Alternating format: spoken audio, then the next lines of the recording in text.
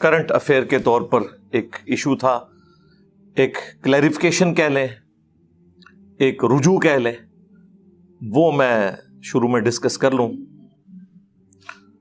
وہ ہے میرے بھائیوں، پچھلے ویک میں نے میلاد مصطفیٰ صلی اللہ علیہ وآلہ وسلم کی محفل یہاں جو منعقد کی تھی، اس کے اندر ایک چیز بتائی تھی، اس میں ایک تھوڑی سی کلیریفیکیشن ہے جو بعد میں مجھے پتہ چلی، تو میں نے کہا میں اسے ریکارڈنگ میں لے آؤں۔ میں نے بتایا تھا کہ 7ویں صدی ہجری جو ہے مسلمانوں کی اس امت میں، وہ بہت بڑا امتحان ہے۔ پہلی افتاد اس حوالے سے ٹوٹی کہ 7ویں صدی ہجری کے اندر جو ایوبی سلطنت تھی، اس کا ایک بادشاہ تھا الملک المظفر المتوفی 630 ہجری۔ اس نے یہ مروجہ میلاد کا سلسلہ شروع کیا۔ اس سے پہلے میلاد اس طرح نہیں منایا جاتا تھا۔ اس سے پہلے وہی تھا جو حدیث کے اندر آیا صحیح مسلم میں کہ اللہ کے نبی علیہ السلام ہر پیر کو روزہ رکھتے تھے۔ پوچھا گیا پیر کا روزہ کیوں رکھتے ہیں؟ تو فرمایا فیہ ولدت وفیہ انزل علیہ، اس دن میں پیدا ہوا اور اس دن مجھ پر پہلی وحی نازل ہوئی۔ تو اللہ کے محبوب صلی اللہ علیہ وآلہ وسلم اپنی پیدائش کی خوشی میں اور نزول قرآن کی خوشی میں، یعنی جشن ولادت مصطفیٰ اور جشن قرآن صلی اللہ علیہ وآلہ وسلم، ان دونوں کی خوشی اکٹھی مناتے تھے پیر کا روزہ رکھ کر۔ یعنی میلاد ہر سال نہیں، ہر مہینے نہیں، بلکہ ہر ہفتے منایا جاتا تھا۔ پھر بعد میں یہ مروجہ سلسلہ شروع ہوا۔ یہ ایک سنی بادشاہ تھا۔ اسی 7ویں صدی ہجری کے اندر ایک اور سنی بادشاہ تھا جو میں نے پچھلی دفعہ بتایا کہ وہ فاطمی شیعہ تھا۔ وہ فاطمی شیعہ نہیں تھا، بلکہ وہ بھی سنی بادشاہ ہی تھا اسی ایوبی سلطنت کا، جسے ایک سمجھ لیں بعد میں نام دیا گیا مملوک، جو ایک امپائر کھڑی ہوئی تھی۔ یہ دونوں بادشاہ جو ہیں وہ مملوک امپائر کے تھے، ایوبی سلطنت کے۔ اس کا نام تھا منصور قلاوون المتوفی 689 ہجری، یعنی 689 ہجری کے اندر وہ فوت ہوئے۔ یہ بن رہا ہے 1290 عیسوی ان کی جو سن وفات ہے۔ انہوں نے اپنے ایک مشیر، ظاہر مشیر اس قسم کے مشورے دیتے ہیں، ان کے کہنے کے اوپر کوئی منت مانی ہوئی تھی، تو 678 ہجری میں، یعنی نبی علیہ السلام کی وفات کے آلموسٹ 650 سال کے بعد، ایک لکڑی کا گنبد بنوا کر حجرہ عائشہ کی چھت کے اوپر رکھ دیا۔ اس وقت جس نے یہ مشورہ دیا تھا کمال احمد اس کا نام تھا۔ کچھ عرصے بعد اسے معزول کر دیا گیا کسی وجہ سے، تو لوگوں نے کہا کہ اسے سزا ملی ہے جو اس نے قبر رسول کے اوپر گنبد رکھوانے کا مشورہ دیا۔ یعنی اس وقت تک لوگ اسے معیوب سمجھتے تھے کہ یہ غلط کام ہو رہا ہے۔ آج آپ گنبد کے اوپر بات کریں تو لوگ اسے گستاخی سمجھتے ہیں۔ گنبد کی نسبت کب سے رسول اللہ کے ساتھ ہو گئی صلی اللہ علیہ وآلہ وسلم کہ جس کی بنیاد خود رسول اللہ کی مخالفت پہ ہو۔ صحیح مسلم میں حدیث ہے، میں تمہیں منع کرتا ہوں قبروں کو پکا کرنے سے، قبروں پر عمارت بنانے سے، اور قبروں پر بیٹھنے سے۔ ڈائریکٹ قبر پہ بیٹھنا بھی حرام ہے، مجاور بن کے بیٹھنا بھی حرام ہے، بلکہ قبر کے اوپر ڈائریکٹ بیٹھنا تو اس درجے کا حرام ہے کہ صحیح مسلم میں حدیث ہے کوئی شخص کسی مسلمان کی قبر پہ بیٹھے، اس سے بہتر ہے کہ وہ شخص آگ کے انگاروں پر بیٹھے اور آگ اس کے کپڑوں کو اور کھال کو بھی جلا دینا، تو وہ عذاب کم ہے۔ اس کا عذاب بڑا ہونے والا ہے کہ کوئی شخص کسی مسلمان کی قبر پہ بیٹھتا ہے۔ تو قبروں پر عمارت بنانے سے منع کیا گیا تھا۔ حجرہ عائشہ جو ہے وہ نبی علیہ السلام کا پروٹوکول ہے۔ وہ جامعہ ترمذی میں حدیث ہے کہ جب نبی علیہ السلام کی تدفین کا ایشو آیا، صحابہ کرام میں مشورہ ہوا، تو سیدنا ابوبکر نے کہا کہ میں نے رسول اللہ سے یہ بات خود سنی تھی صلی اللہ علیہ وآلہ وسلم کہ اللہ تعالیٰ نبی کو اس سرزمین میں موت دیتا ہے جو اللہ تعالیٰ اس کے لیے سب سے محبوب سرزمین رکھتا ہے. لہذا نبی صلی اللہ علیہ وآلہ وسلم کی قبر مبارک آپ کی اس چارپائی کے نیچے کھودی جائے جس چارپائی پہ آپ کی ڈیتھ ہوئی ہے، وہ سب سے بہترین جگہ ہے. اس وجہ سے وہ حجرہ عائشہ میں قبر مبارک بنائی گئی، نہ کہ یہ تھا کہ آپ کی قبر کے اوپر کوئی حجرہ بنایا گیا تھا، کوئی مزار تعمیر ہوا تھا. بالکل ایسی بات نہیں تھی. رہ گیا گنبد خضرا، تو وہ میں نے بتایا 650 سال کے بعد، آلموسٹ 678 ہجری میں یہ جو سنی بادشاہ تھا مملوک سلطنت کا، اس نے لا کے رکھا. اور یہ پوری تاریخ آپ کو ملے گی مدینہ شریف کی تاریخ کے اوپر. ورلڈ وائڈ ایک بک ہے، آج سے آلموسٹ سمجھ لیں آپ 500 سال پہلے لکھی گئی ہے، علامہ سمہودی کی، المتوفا 911 ہجری، وفاء الوفا. اتنی موٹی بک ہے، اس کا اردو ترجمہ بھی ہو چکا ہے، ہم وہ پیج بھی انشاءاللہ لگا دیں گے جس میں پوری مدینے کی ہسٹری لکھی ہوئی ہے. بہرحال یہ گنبد وہاں پر رکھ دیا گیا. پھر وقتاً فوقتاً کبھی اس کے اوپر سفید کلر ہوتا تھا، کبھی اس پہ بلو کلر ہوتا تھا، گرین کلر کبھی بھی نہیں ہوا، جب تک کہ سلطنت عثمانیہ نے اسے ٹیک اوور کیا اور وہ بھی مختلف کلر چلاتے رہے. پہلی دفعہ جو اس کو گرین کلر ہوا ہے نا، وہ آج سے 200 سال پہلے ہوا ہے، بمشکل 1837 عیسوی میں. آج چل رہا ہے 7 اکتوبر 2022، تو آلموسٹ آپ سمجھ لیں 200 سال پہلے اس کو گرین کلر کیا گیا. پہلے اس کا کلر وائٹ تھا، کچھ عرصہ بلو بھی رہا، گرین کلر بعد میں کیا گیا. اور پھر ظاہر ہے گرین کلر تو ویسے ہی ایک اٹریکٹیو کلر ہے، اس میں کوئی شک نہیں، اللہ کا پسندیدہ کلر ہے. قرآن میں اللہ نے جنتیوں کا لباس بتایا کہ گرین ہوگا، سورہ الدہر کے اندر. اور جامع ترمذی میں، سنن نبی داؤد کے اندر حدیث موجود ہے کہ نبی علیہ السلام نے گرین کلر کے کپڑے بھی پہنے ہیں، تہبند بھی اور چادر بھی، کیونکہ آپ علیہ السلام کا عمومی لباس بھی احرام والا ہی ہوتا تھا. کبھی آپ کرتا بھی استعمال فرماتے تھے، زیادہ تر نیچے تہبند اور اوپر ایک چادر. تو وہ دونوں گرین چادریں آپ علیہ السلام نے استعمال کی ہیں. تو گرین کلر تو ظاہر ہے کہ اللہ تعالیٰ کا پسندیدہ ہے. پوری دنیا میں گرینری جو ہے اور جنت کی گرینری، اس کی تو مثالیں دی گئی ہیں. بہرحال وہ گرین کلر پھر مسلمانوں میں ایک رواج پکڑ گیا. اسی وجہ سے آپ دیکھتے ہیں مسلمانوں کے ملکوں کے جھنڈوں کے اوپر بھی گرین کلر آنا شروع ہو گیا، ایک پورا ٹرینڈ سیٹ ہو گیا. بہرحال اب وہ چیز تو بن گئی تھی، سب کو پتا بھی تھا کہ یہ سنت کی مخالفت ہے، لیکن کون بولے.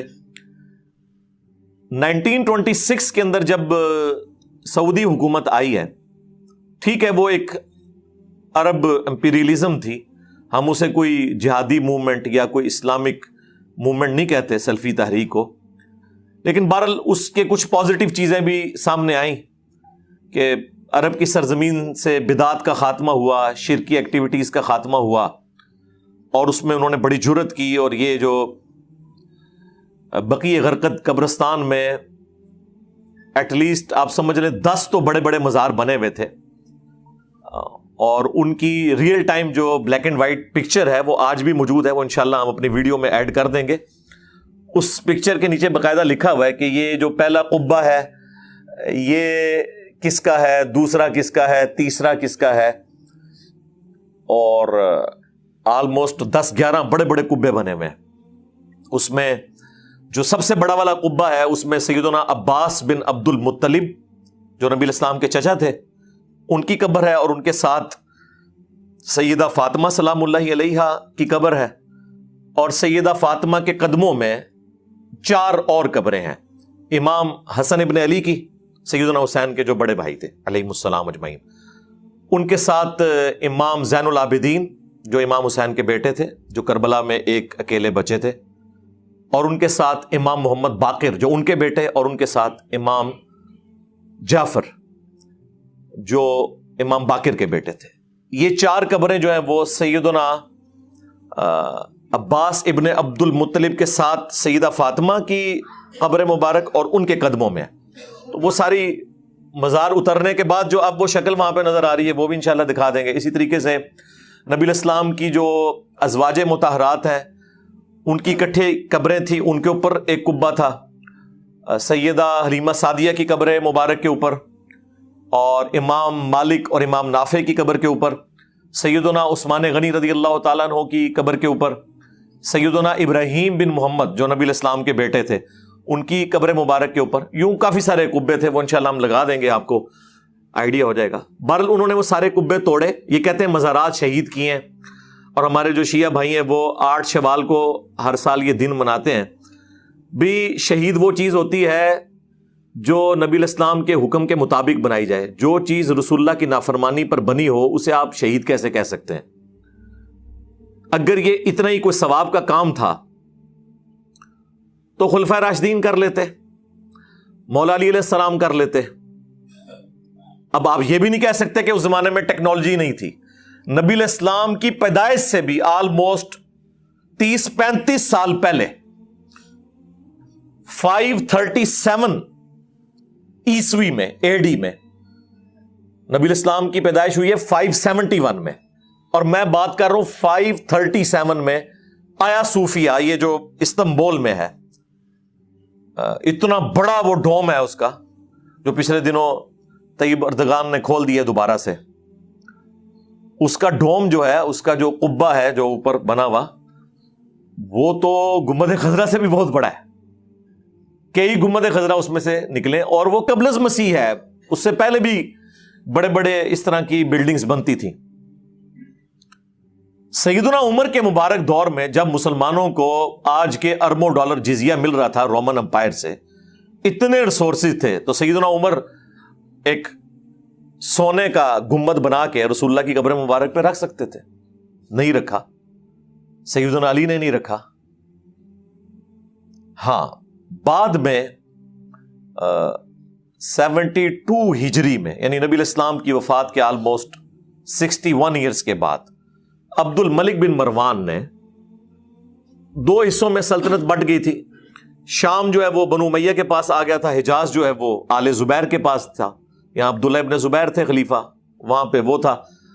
تو عبد الملک بن مروان نے ڈوم آف دا راک جو قبۃ الصخرہ ہے، یہ گولڈن ڈوم اتنا بڑا جو یروشلم میں بنا ہوا ہے، وہ بھی گنبد خضرا سے بہت بڑا ہے، وہ اس نے بنوایا نبی الاسلام کی اس چٹان کے اوپر جس سے نبی الاسلام معراج پہ تشریف لے گئے تھے، یعنی کسی قبر پہ نہیں بنایا۔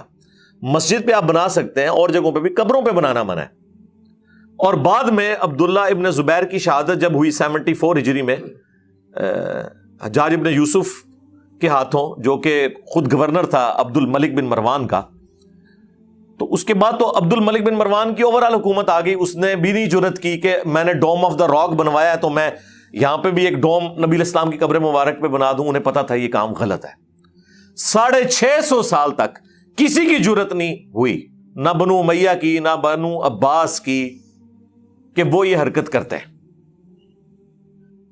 بعد میں حرکت ہوئی ہے، اور وہ حرکت ایسی ہوئی ہے کہ وہ آج مسلمانوں کے گلے پڑ گئی ہے۔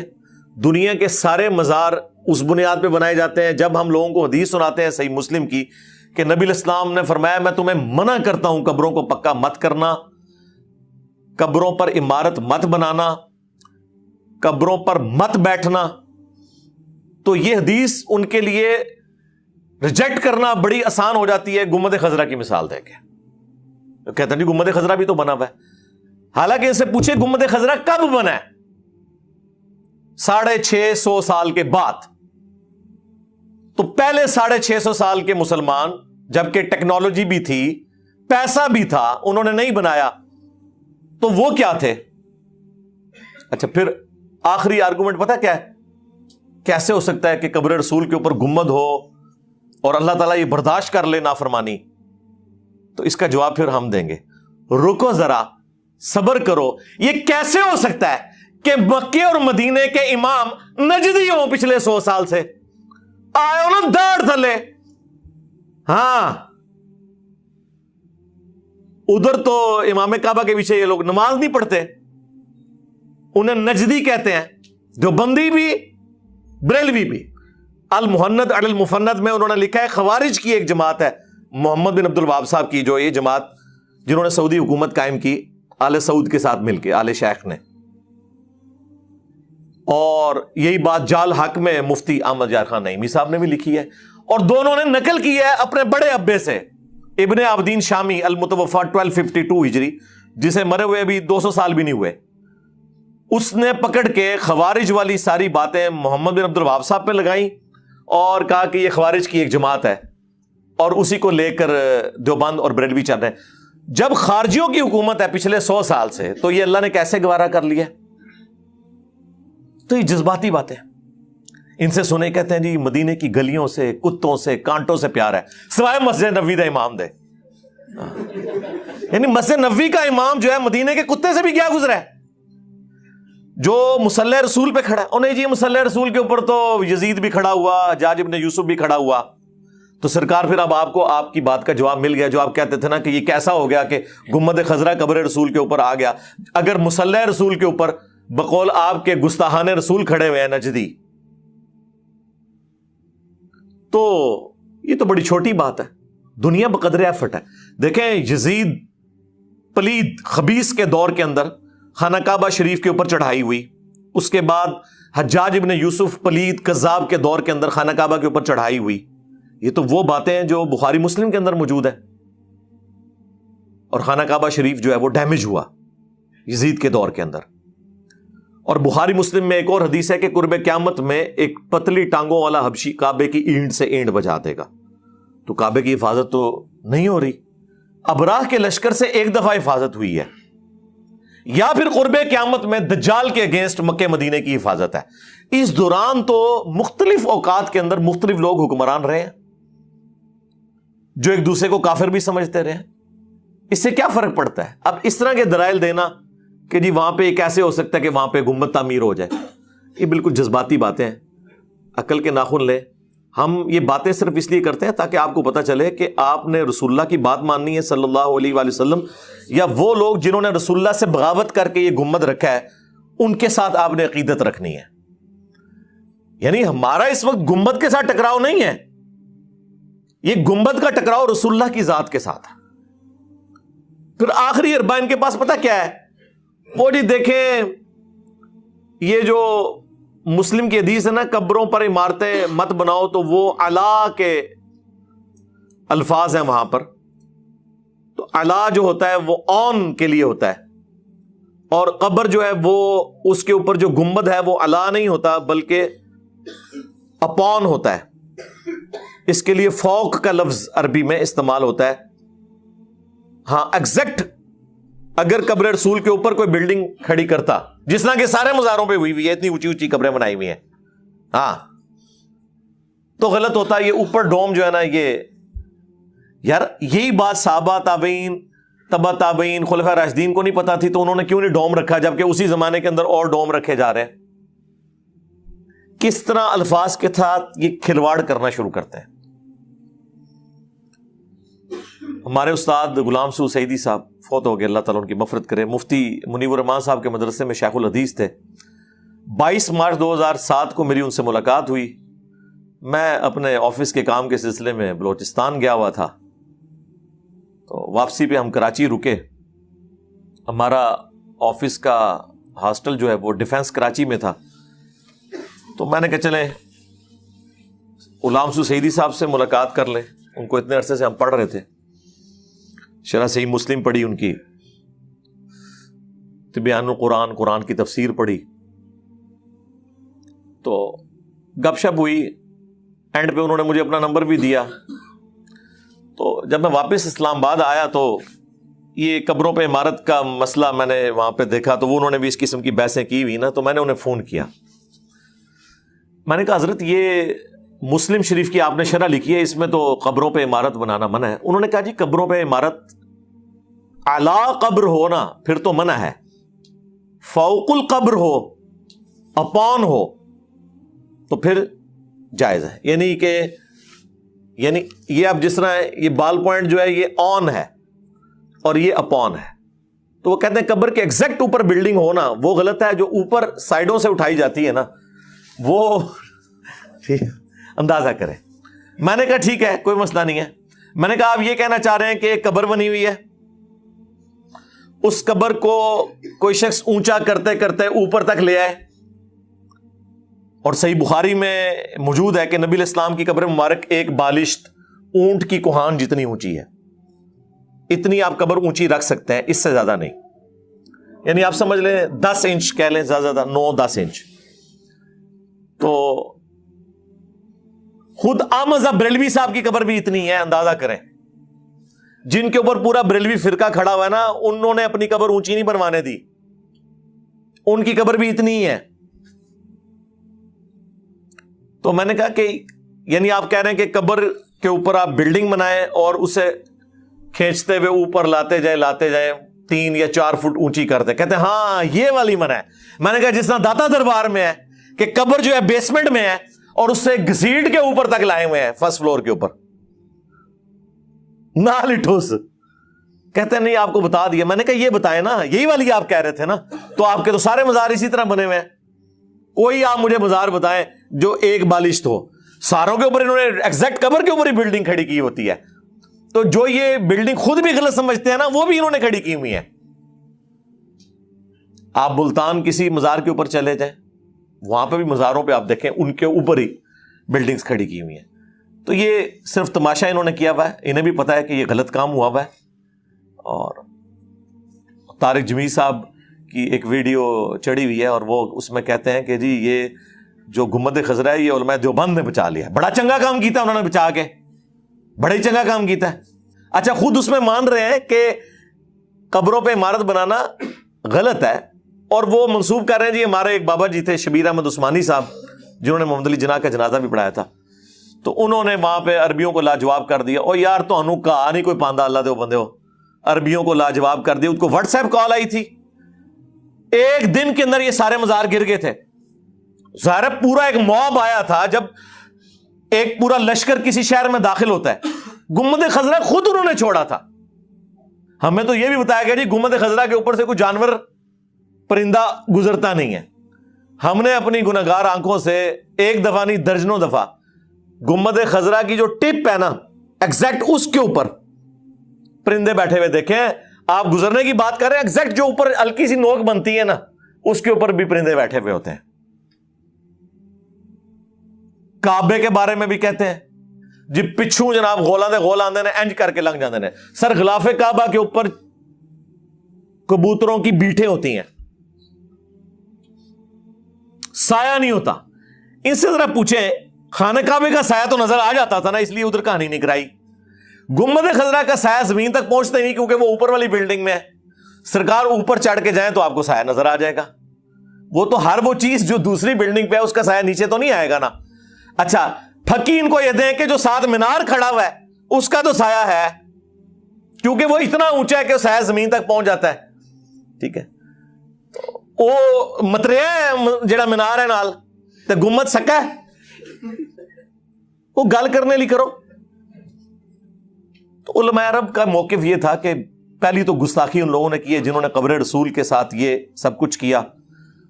اور اس کے لیے ظاہر ہے اس زمانے میں بھی یہ باتیں ہو رہی تھی کہ قبر رسول کے پاس آپ نے کاریگر لگائے ہیں، آوازیں بلند کی ہیں، اور نبی الاسلام کی تو قبر مبارک کا بھی احترام ہے، اس کے پاس بھی آپ آواز بلند نہیں کر سکتے. تو علماء عرب نے کہا کہ بس انہوں نے ایک غلط حرکت کی، اب ہم بھی وہی کام ریپیٹ کریں. اور ظاہر ہے جب وہ اس طرح کا کام شروع ہوگا تو شور تو بلند ہوگا. یہ ان کا اپنا موقف تھا، میں اس کے ساتھ ایگری نہیں کرتا. اس کی وجہ یہ ہے کہ نبی الاسلام کو اس چیز سے خوشی ہوگی اگر یہ گنبد اتار لیا جائے. کہتے ہیں جی آپ قبر رسول کو ننگا کرنا چاہتے ہیں. قبر رسول نہیں ننگی ہوگی سرکار، نیچے حجرہ عائشہ موجود ہے. یہ ایک فالتو چیز اوپر رکھی ہوئی ہے. تو نبی الاسلام کو اس کے اتارنے سے خوشی ہوگی اللہ کی جنتوں میں کہ یہ اچھا کام ہوا ہے، بجائے یہ کہ آپ اس کو باقی رکھیں اور اس کی بنیاد کے اوپر سارے مزار تعمیر ہو رہے ہوں.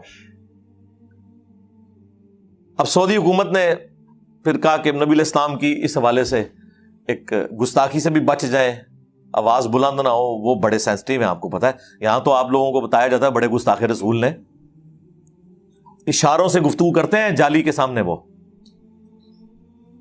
کوئی وہاں پہ کھڑا ہو کے زیادہ دیر سلام پڑھنا شروع کر دے اور پیچھے لائن میں رش لگ جائے تو وہ ہاتھوں سے اشارہ کرتے ہیں ایسے، اور ان کو یہ نظر آ رہا ہوتا ہے کانڈ کر کے کھلوتے ہیں. مجھے بتائیں اب جب سامنے سے لوگ گزر رہے ہیں تو وہ کمری کر کے کھڑے ہوں گے نا یارا.